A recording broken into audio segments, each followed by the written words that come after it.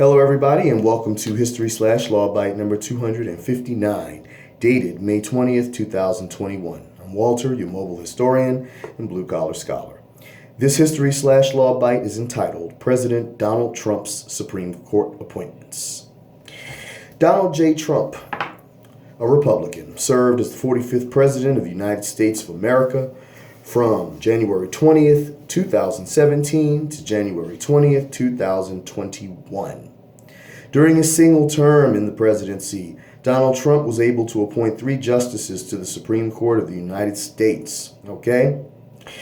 And that is one more than average for the traditional 2-term president, all right? Let alone a single-term president, all right? In doing so, he replaced the following judicial legends. Justice Antonin Scalia, who had been appointed to the court in 1986 by President Ronald Reagan. Scalia was a very popular and prominent conservative on the Supreme Court during his 30 years in service there, and was an unwavering proponent of the constitutional interpretive philosophy known as textualism, which interprets the Constitution's words according to their literal meaning, all right? Due to his witty nature, Scalia was a very popular justice, like I said, with both admirers and detractors, all right? And, he was a very approachable individual, all right? He passed away in 2016 during the Obama presidency, but Senate Republicans refused to fill the vacancy until after the November elections. Thus, the vacancy presented itself to President Trump. The next legend replaced was Justice Anthony Kennedy. All right. Kennedy had been appointed to the court in 1988 by President Ronald Reagan. All right. And upon submitting his retirement in 2018, Kennedy had served for 30 years, and for much of that time was well known to be a member of the court's centrist bloc, thus not committed to either the conservative or liberal wings 100%. Kennedy had been a criminal law, abortion, and religious freedom type conservative. But he was known to be more liberal in certain other areas, including gay rights and civil rights, all right, depending on the subject at hand, all right? And upon completion of his service, Kennedy was one of the most well-known members of the Supreme Court. And President Trump's last opportunity to name a Supreme Court justice came from the untimely death of Justice Ruth Bader Ginsburg, all right? Ginsburg had been appointed to the court in 1993 by President Bill Clinton, and during her 27 years on the court, she was an unwavering and passionate defender of gender equality and civil rights and the rights of defendants facing the criminal justice system. Justice Ginsburg, was already a legend before she arrived at the Supreme Court. That was just the crown jewel, all right, of her career. And during her time on the court, she also suffered from a great deal of health issues. And thus, in spite of that, however, she managed to push through all of them. And her death towards the end of 2020 came as a shock to the whole country, all right? So these are the 3 justices President Trump was able to replace, all right? So we get to their replacements, okay? So President Donald Trump's first Supreme Court vacancy awaited him from the moment he took office, all right? As I said, the death of Justice Antonin Scalia in 2016 during the Obama presidency was not filled during that time. And Senate Republicans deliberately held the vacancy open for almost a year, all right, before they would take any action on it, waiting for the next president, taking a very big gamble that the winner would be a Republican, all right? A gamble that ultimately paid off for them, all right? So President Trump had the opportunity awaiting when he took the oath of office and had, pledged during his campaign to appoint conservatives to the court. And he certainly did fulfill that promise. So Trump's list of potential nominees came from the federal judiciary, some state judiciaries as well. and certain executive officials in several states. And ultimately, he centered in on 10th Circuit U.S. Court of Appeals Judge Neil Gorsuch, all right, who had served on that body from 2006 forward, all right. Gorsuch was a very, very well-known conservative member of the 10th Circuit, and one who absolutely fulfilled what the qualifications Trump was looking for in a Supreme Court justice. All right, young and committed to the cause of conservatism. And Gorsuch was thus nominated January 31st, 2017, to replace Justice Antonin Scalia. All right, and now Gorsuch, his professional qualifications never came under attack, although his at times seemingly extreme positions did on many issues, ultimately, however, in spite of, significant Democratic opposition, Gorsuch would be confirmed to the Supreme Court on April 7th, 2017 by a 54-45 vote. All right. He would be sworn in April 10th, 2017 by Justice Anthony Kennedy, for whom he had clerked in 1993 and 94. All right, and he also one of Gorsuch's co-clerks during that time was also a very famous individual. We'll get to in a moment. All right, so Neil Gorsuch thus replaced Antonin Scalia on the Supreme Court, and during Gorsuch's now 4 years on the Supreme Court, he has been a pretty reliable conservative in most areas of the law, as you would expect. He has not done much deviation.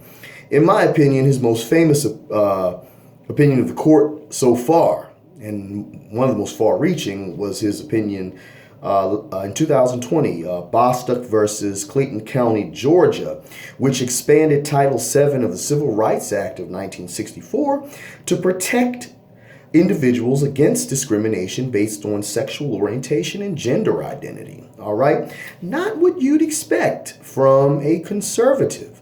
But alas, in that regard, he seems to have taken up the flag that his former boss had with respect to protecting gay rights. All right?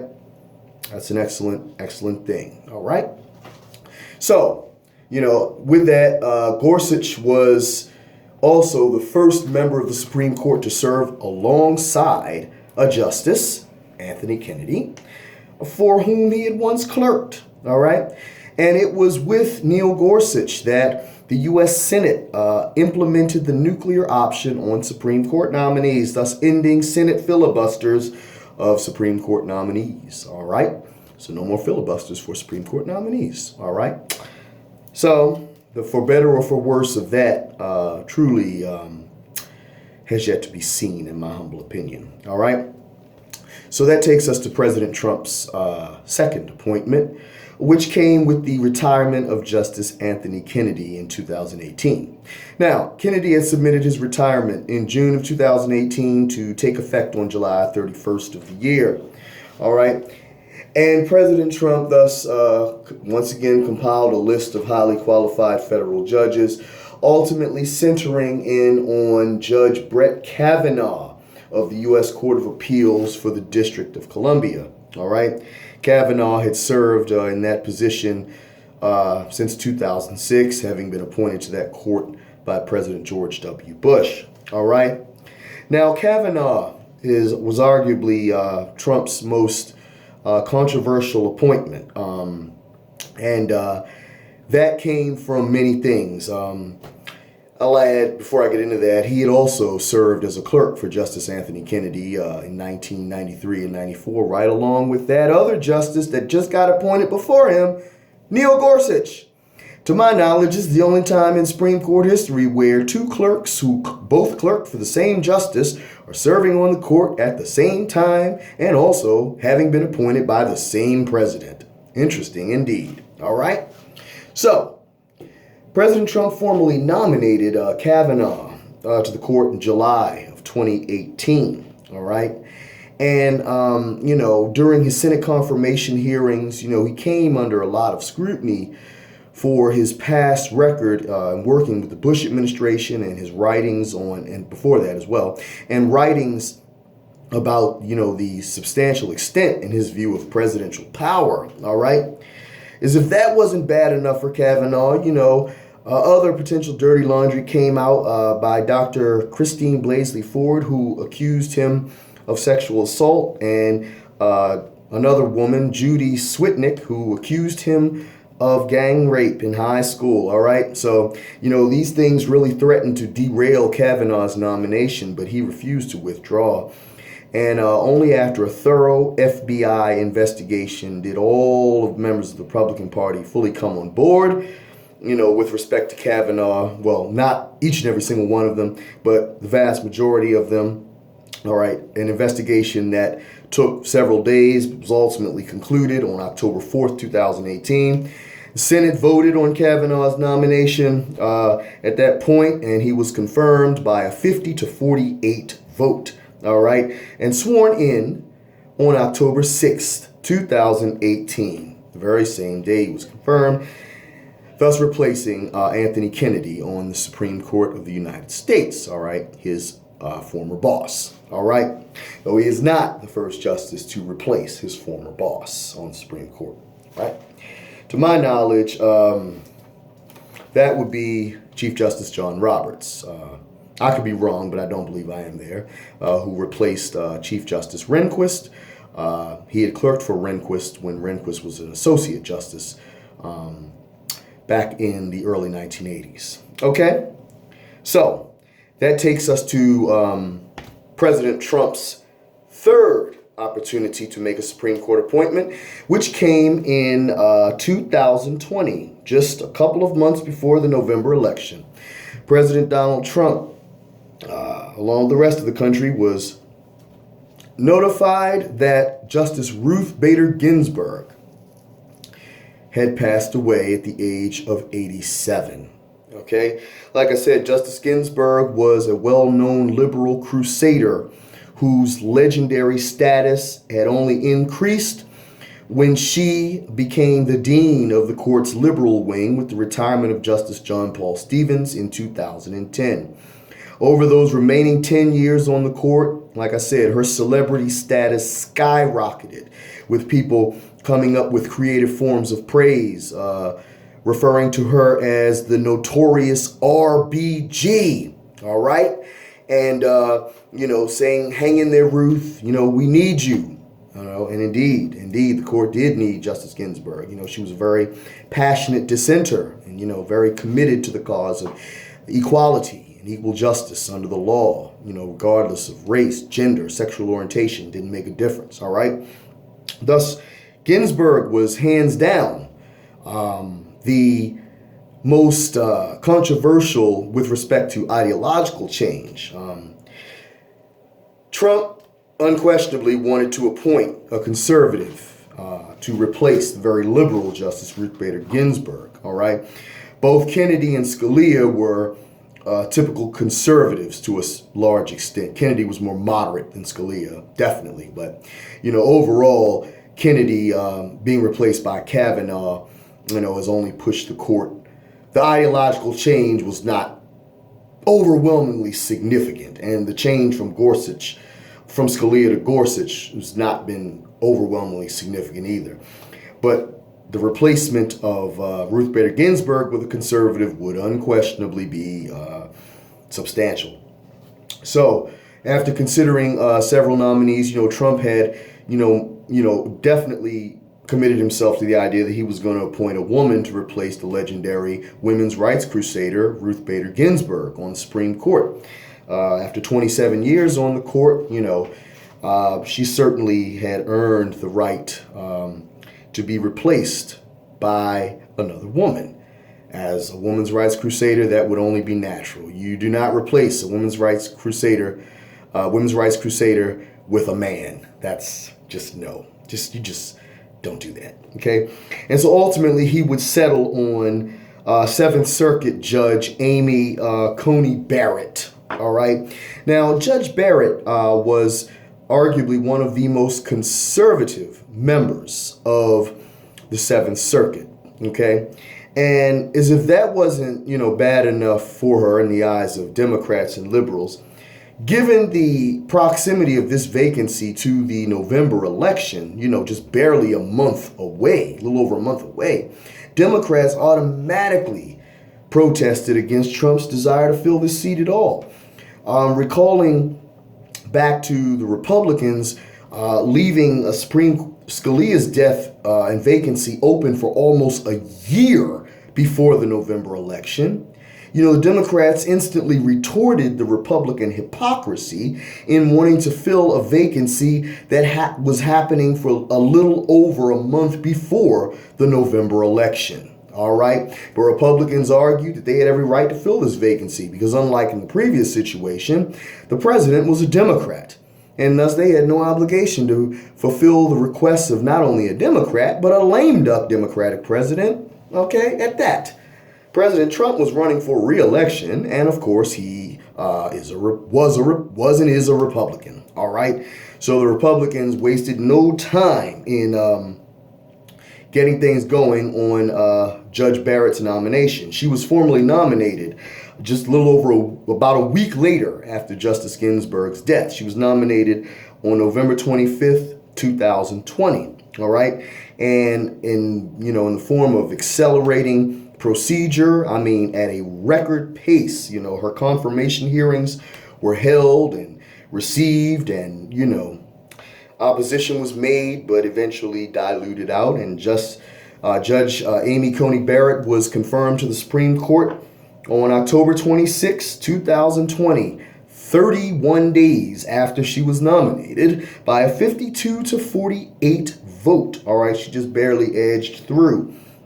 Okay, and this very talented lady had once clerked for Justice Antonin Scalia, and like him, has described herself as a constitutional textualist.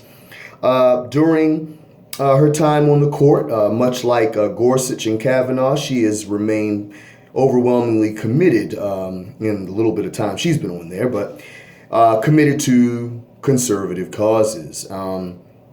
And that is not something that is likely to change anytime soon.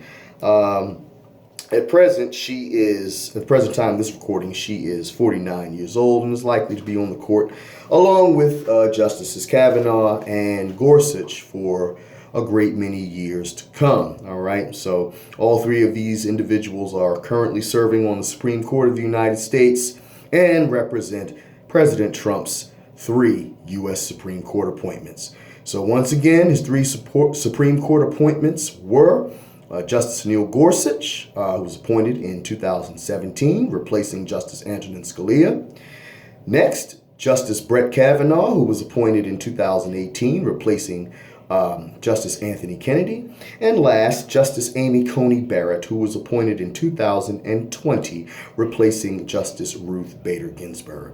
These are President Donald Trump's 3 Supreme Court appointments, folks.